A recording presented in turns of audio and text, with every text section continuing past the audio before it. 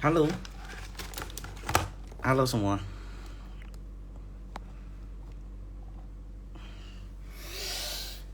Kalau udah 1.000, maybe kita bisa mulai. Saya nggak yakin sih bisa sampai. Malam semuanya, gimana tradingnya? Oke? Apakah baik-baik aja? Kok aku kena tol? Ya berdoa aja lah, semoga nggak ARB lagi besok. Tol, seperti jalan tol. Di sini nanti saya mau bahas. Eh, Salam Bumi 131. Malam. Topik menarik apa nih malam ini? Itu yang di depan layar saya tuh. Itu yang paling menarik. Bahas YP guyur MG. Enggak lah, itu bukan saya punya ranah lah.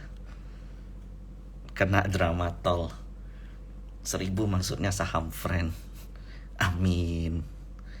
Harus yakin kok. Iya, harus yakin. Topiknya apa nih? Itu yang di depan tuh. CPI. Jadi CPI itu merupakan PCI. Jadi merupakan data inflasi yang ada di Amerika. Data inflasi yang ada di Indonesia mah so-so. Oke, udah 1.000 ya. Jadi gini. Sekitar bahas bolpen vs Kojon. Ya jangan dibahas lah. Bukan saya punya ini ranah. Jadi gini, sekitar 20 menit lagi itu akan keluar data inflasi yang ada di Amerika. Itu kalau seandainya trader-trader yang ada di Amerika saat ini itu pada lagi tegang. Itu jauh lebih tegang daripada kita. Nah, terakhir kali core inflation itu menyentuh angka 9,1%. Itu tertinggi boleh dikatakan sepanjang berapa puluh tahun ke belakang gitu. Jadi kalau kita lihat ya, coba lihat nih 10 tahun ke belakang. Inflation rate di 2014 aja cuma 2%-an gitu. Nah, kalau kita lihat 25 tahun ke belakang, di dalam 25 tahun ke belakang pun inflasi itu tertinggi. Itu berada di momen-momen sekarang.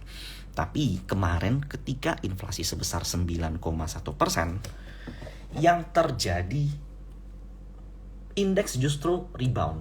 Nah, kenapa? Karena ternyata core atau inflasi utama itu ternyata menurun bahkan. Jadi mungkin kalau di opini saya, yang nanti akan jadi fokus itu core inflation, yaitu inflasi inti. Jadi kalau kita bicara inflasi inti, jadi inflasi utama itu semuanya dimasukin. Karena harga minyak, kemudian karena ada energi, kemudian naiknya komoditi, itu semua masuk. Tapi kalau core, itu dia pisahkan oil. Oil nggak dimasukin. Energi, itu nggak dimasukin. Yang dimasukin itu consumer staples, service jasa, kemudian housing. Nah, kalau di Amerika housing itu termasuk yang mempengaruhi ekonomi mereka dalam jangka dalam porsinya tuh gede. Sementara kalau di Indonesia tuh nggak begitu pengaruh. Jadi housing, biaya-biaya sewa perumahan, apartemen yang ada di US itu penting banget di sana. Consumer staples seperti biasa, sama seperti Indonesia, tingkat konsumsi masyarakat itu penting. Dan service jasa. Nah, inilah yang dinamakan dengan core. Sementara core itu nggak dimasukin.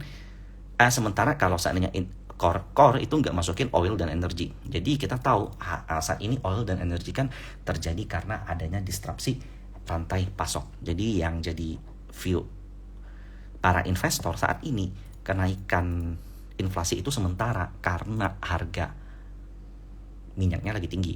Sederhananya seperti itu. Jadi kalau seandainya ini sesuai konsensus, di mana konsensusnya itu 5,9 ya, berarti kalau seandainya ini turun di bawah 5,9 market bakal rally. Nah, rally-nya kemana? Ya pasti rally-nya itu ke saham yang dapat benefit dari low interest rate, dari low kenaikan dari interest rate, which is itu pasti tech yang saat ini lagi terkoreksi. Jadi saat ini para holder Bitcoin, crypto itu semua lagi tegang nih nunggu ini. Gitu. Halo Ko Bernard. Nah, jadi core itu jadi inti. Jadi core itu di luar dari energy oil. Mainly itu di consumer staples, service, housing. kemudian ya kayak elektronik, kemudian ya pokoknya kebutuhan rumah tangga yang di luar oil dan energi. Itulah core inflation yang sekitar 20 menit lagi keluar. Apapun itu, pengaruhnya ke IHSG. Sebenarnya kalau kita lihat IHSG, itu ada big inflow yang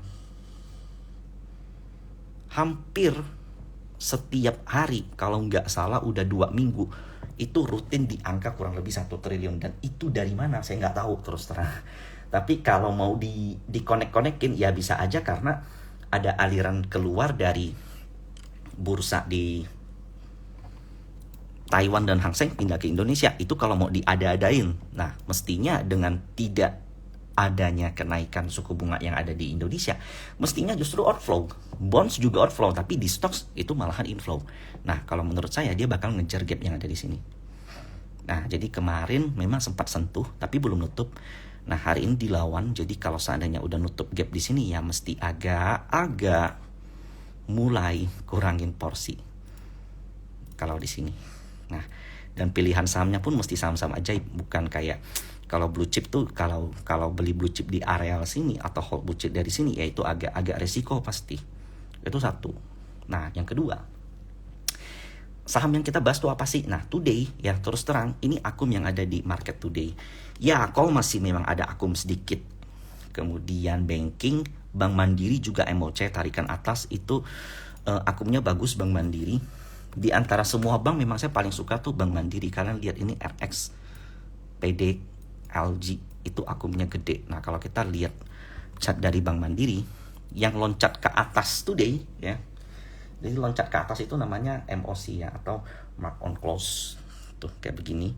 Ini tanda ada inflow meskipun inflow-nya di belakang. Nah, jadi today itu kan Bank Mandiri nutup gap sebentar. Di sini nutup gap bentar, habis itu closingnya di atas. Nah, kalau kita lihat gambar secara menyeluruh ya, Mandiri tuh look alike pattern inverted head and shoulders, atau ya bisa dikatakan V-shape atau apapun itulah. Intinya sih Bank Mandiri itu bergerak bullish dan dia ada potensi untuk menuju last high dia yang ada di sini. Nah, tapi kalau udah sampai di sini dan market kepentok resesi itu agak beresiko tuh. Udah agak-agak risk gitu. Makanya kalau kita bicara big banks ya saat ini agak resikonya lebih tinggi gitu. Itu aja sih. Tapi kalau dibilang inflow-nya masih bagus, yes, masih bagus. Itu Bank Mandiri. Kemudian Astra juga fine. Dia punya pattern double bottom yang saat ini juga foreign masih rutin inflow, dan ini naiknya tuh kalian perhatiin nggak sih, kayak di sini tuh ada hammer, di sini hammer terus sepanjang masa. Jadi kayak ini rutin foreign inflow. Nah, ini yang hijau-hijau tuh foreign. Nah, makanya selama masih seperti ini ya hold aja. Kalau seandainya udah bisa nutup BLP atau bisa cuan dikit ya saran saya sih taking profit dulu gitu. Itu satu kalau kita bicara blue chip. Nah, kalau kita bicara sektor yang hari ini dapat inflow bagus, itu salah satunya kan ada di Excel, di mana jangan lihat foreign-nya karena foreign-nya tuh masif keluar, dan ini tuh ada potensi dia ngebentuk let's say double bottom. Nah, ini posisinya tepat di resist. Kalau seandainya dia terkoreksi sampai balik ke area low kemarin ya, low tadi ya 2530-an, itu menarik. Jadi MA 200 dari Excel itu sun bakal kena nih. Ini MA 200 Excel. Nah, kemudian ada Indosat. Indosat kalau dari Broxom Today distribusi, tapi ini candle yang seperti ini panjang itu pertanda strong rejection. Nah, dia juga punya pattern cup and handle yang udah breakout. Jadi today dia retest, dan kalau mulus ngelewatin resist yang ada di sini, maka target ISAT itu bisa aja dia balik lagi ke last high dia, yaitu di 8.600-an. Gak usah jauh-jauh dulu lah. Nah, sektor-sektor kayak ISAT, kemudian kayak Excel, kayak Friend, kayak Telkom itu kan defensive sektor ya. Jadi sebenarnya tuh dia dapatkan keuntungan kalau seandainya market lagi jelek atau enggak uncertainty seperti ini. Kalian lihat Telkom aja dia udah mau nyentuh last high dia yang kemarin kan. Nah ini all time high-nya kalau nggak salah nih di 4008. Nah bayangkan, jadi enak banget sebenarnya kalau seandainya market lagi uncertainty gini, porto kalian minimal ada infrastruktur telekomunikasi satu antara Telkom, Excel, Isat, dan Friend. Nah kalau Friend sendiri, kalau dihitung dari kenaikan dia di bottom itu sebenarnya udah luar biasa, udah 30-an%. Jadi saat ini ya wajar kalau seperti ini. Nah posisinya tuh dia punya pola inverted and shoulders dengan volume breakout yang paling kenceng, salah satunya oke, fine, dan targetnya tuh ke 120 kurang lebih. Cuman saat ini memang dia lagi konsol, jadi wajar. Konsolnya juga dengan volume yang rendah. Jadi ya so far kalau bicara Friend akan jauh lebih baik kalau dia istirahat dulu di sini, nggak kemana-mana dulu. Oke. Nah, today salah satu yang good itu ASLC. Dari Broxum juga termasuk akumulasi ya.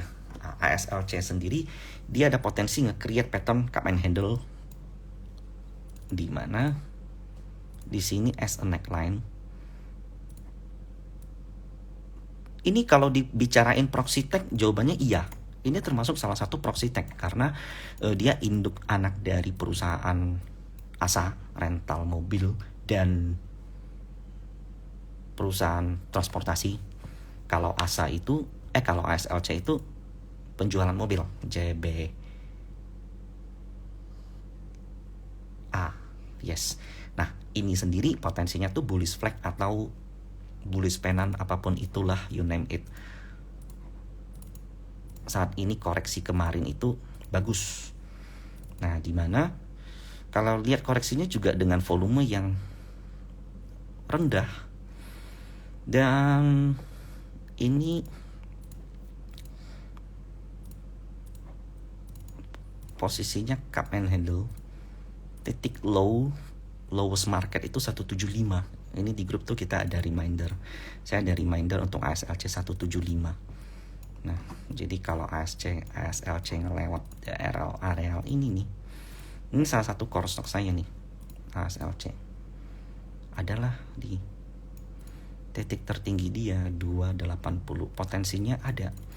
Akum di bawah juga bagus, perhatiin yang di bawah ini. Nah ini tuh ada sedikit bias ya. Ini kan kelihatannya, ini kan warnanya merah nih. Harusnya tuh merah, cuman nggak tahu kenapa nih algoritma Stockbit, karena dia kan closingnya hijau tipis. Nah ini harusnya tuh hijau juga, bukan merah. Dia mau ngecoba ngelewat resist nggak bisa, habis itu koreksi dulu. Jadi ya ini tuh kayak lagi masa akumulasi lah di handle ini. Sampai kapan? Nah saya nggak ahli untuk ngelihat kapannya, tapi ini kelihatannya tuh ya paling lama 1 bulan lagi lah. Oke. Nah lalu kalau kita bicara ASLC biasanya kita bicara tuh pasti ada asanya. Nah asa sendiri ketinggalan kalau dibanding dengan ASLC. Jadi kalau dibilang untuk saat ini saya lebih suka ASLC dibanding ASA. Nah lalu yang menarik nih ada MDC. Jadi MDC kan today kan naik di saat IHSG-nya lagi koreksi gini. Justru foreign tuh agak masif ya di MDC. Buyer utamanya BK dan AK. Kita tahu lah BK, JP Morgan, AK siapa. Nah ini posisinya look alike come and handle ya, dimana MDC kan dari dulu pergerakannya tuh ngebosenin, sideways gitu aja, naik turun, naik lagi turun lagi, naik lagi turun lagi. Nah ini tuh ada potensi tuh dia untuk ngelewat begini lagi untuk MDC. Nah kalau kita bicara tren juga sebenarnya dia tuh berhasil mempertahankan tren lainnya, ya kan, yang di bawah sini. Nah, jadi MDC titik kuncinya today itu kan menyentuh resist di 630, kemudian terkoreksi bentar. Nah, kalau seandainya besok terkoreksi bentar, itu garansi buat kalian entry sebenarnya. Dengan mengacu pada average yang ada di sini, top buyernya itu berada di angka kurang lebih 610. Nah, so kalau kita bicara support dari flow ya, Support dari flow itu 610. Tapi kalau support dari technical analysis itu kurang lebih di 600. So, 610 sampai 600 itu best price untuk kalian entry. Perhatikan juga volume today yang di atas MA20. Kalau dia terkoreksi di bawah volume MA20 ya, itu best price for you to buy. Gitu aja sih ngelihatnya. Itu kita bicara MACD. Lalu ada lagi BRPT yang sampai saat ini tuh masih akung terus. Saya masih punya kurang lebih 30-an%. Mau jual dimanapun saya bingung. Jadi saya biarin aja. Dimana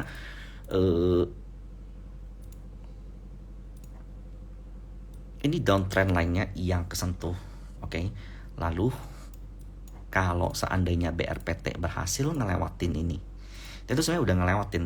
Jadi pola kayak downtrend channel yang gede. Nah, ini nyentuh resistennya, yaitu di sini. Nah, jadi ini saat taking profit. Kalau dia berhasil ngelewatin ini, maka targetnya tuh the moon banget. Tapi I don't think so bisa. Gitu. Saya nggak begitu yakin bisa. Wait, ini dari tadi 1 jam ya? Enggak kan, ini harian kan?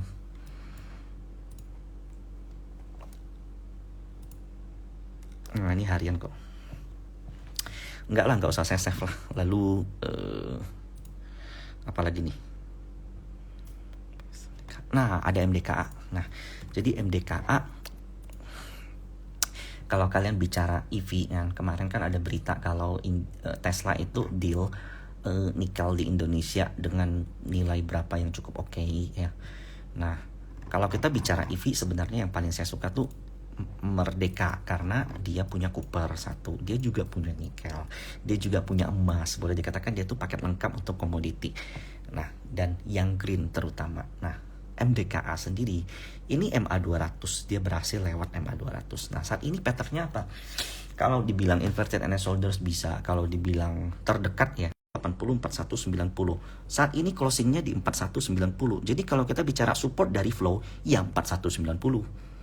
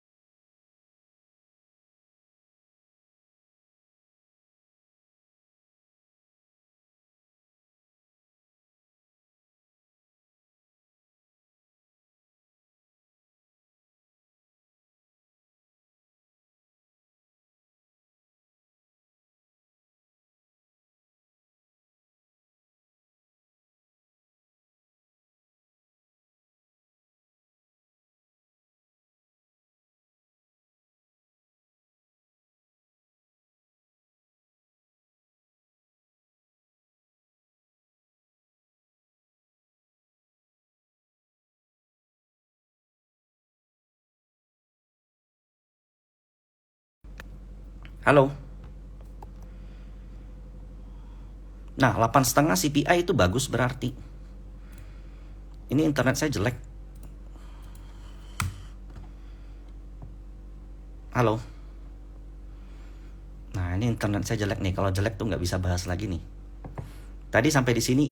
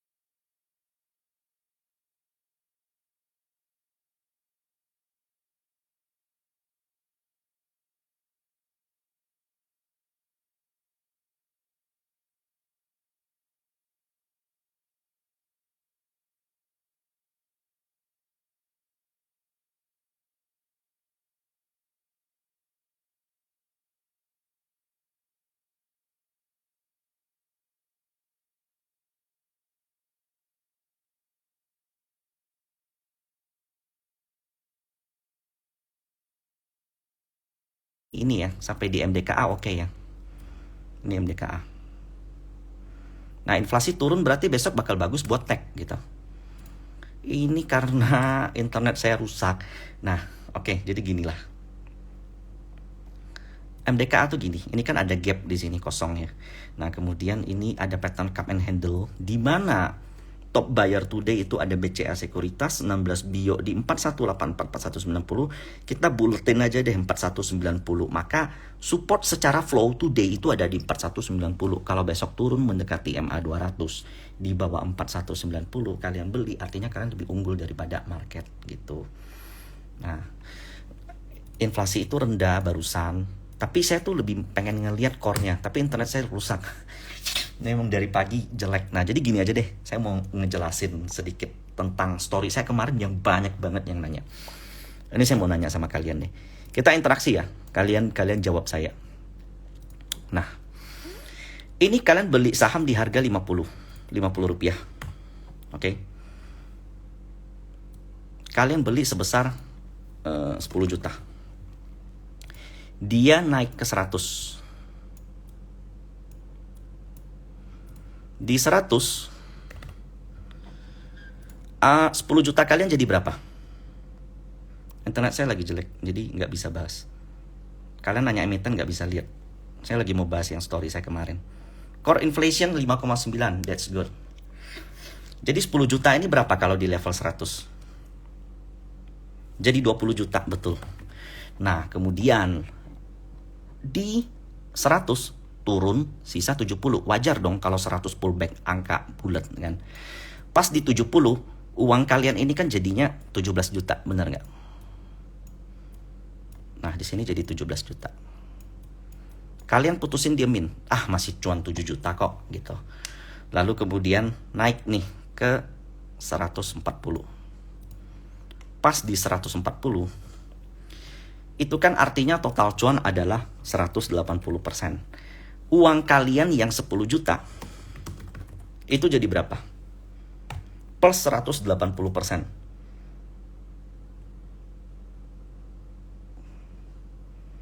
Hello Miss Lee. Gomawo. Enggak dong. Plus 180% kok jadi 14 juta? Dari 50 loh. Bukan jadi 14 juta dong. Jadi 28 juta, very good. Nah, uang kalian jadi 28 juta. Tampilan di OLT gimana? Tampilan di OLT itu begini. 10 juta. Saham apa deh? ABCD. Plus 180%. Benar nggak? ABCD plus 180%. Nah, ini skenario pertama. Sekarang kita coba bahas skenario kedua. Sorry ya, internet saya jelek, jadi nggak bisa lihat chart, nggak bisa. Data inflation aja nggak keluar. Nah, ini case kedua.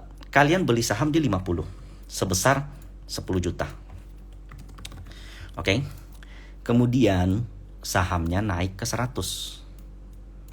100 di sini. Nah, di 100 kalian putusin taking profit. Nah, taking profit uang kalian jadi berapa? 20 juta cash. Benar nggak?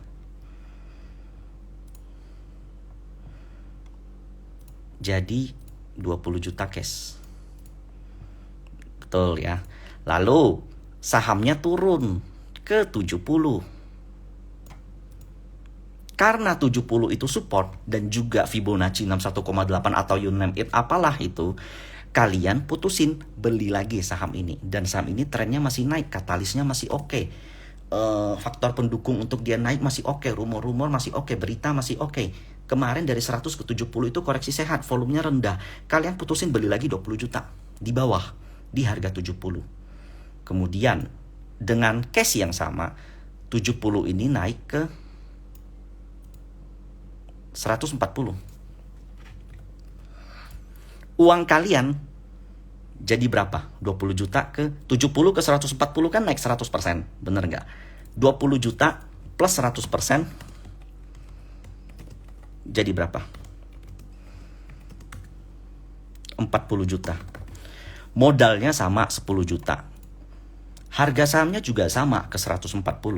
Tapi di sini di OLT tampilannya adalah ABCD plus 100%. Uang kalian 40 juta, tapi kalau yang pertama uang kalian adalah 28 juta. 28 juta dengan 40 juta. Selisihnya berapa jauh? Jauh nggak? Kalau beli di 50, diemin sampai 140, maka uang kalian 28 juta. Tapi kalau di 50 kalian TP di 100, kemudian beli lagi di 70, diemin sampai 140, uang kalian 40 juta. Tapi kalau dari persentase, ini plus 180%. Kalau di sini, ini cuma plus 100%. Kalian lebih pilih mana? Plus 180% atau plus 100%? Lebih pilih atas atau bawah?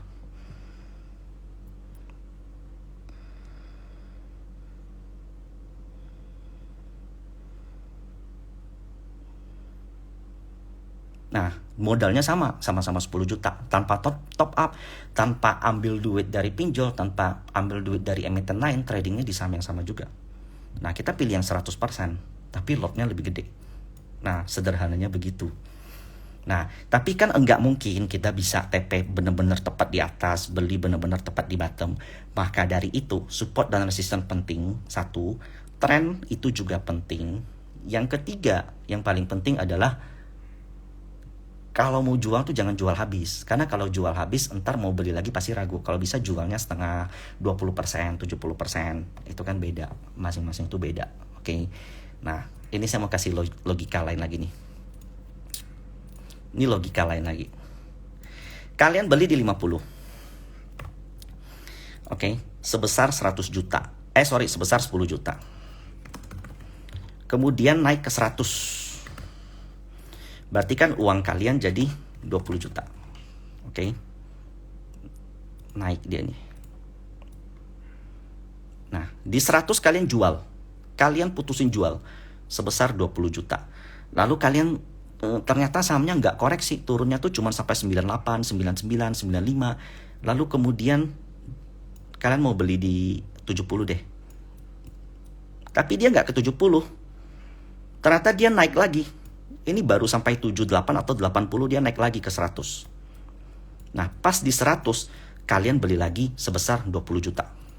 Nah, so 20 juta modalnya 100 rupiah. 100 ya. Nah, dari 100 ini naiklah ke 140. Ini dengan catatan kalian mau beli bawah nggak dapat ya. Kalian beli lagi dengan average yang sama.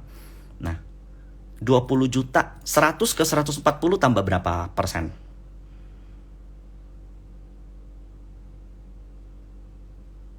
Tambah berapa persen? 100 ke 140. Ya makanya denger ini. Ini nggak koreksi, ini koreksinya ternyata cuma bentar. Kalian mau beli di bawah nggak dapat. Dapat 40% kan? 20 juta plus 40% itu berapa? 20 juta plus 40%.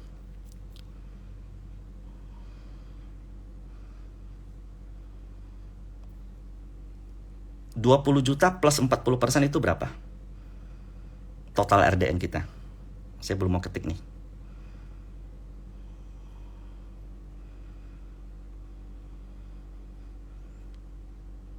$8 juta. Yes. Jadi total RDN 28 juta. Oke. Dibanding dengan kalian diemin di awal tadi,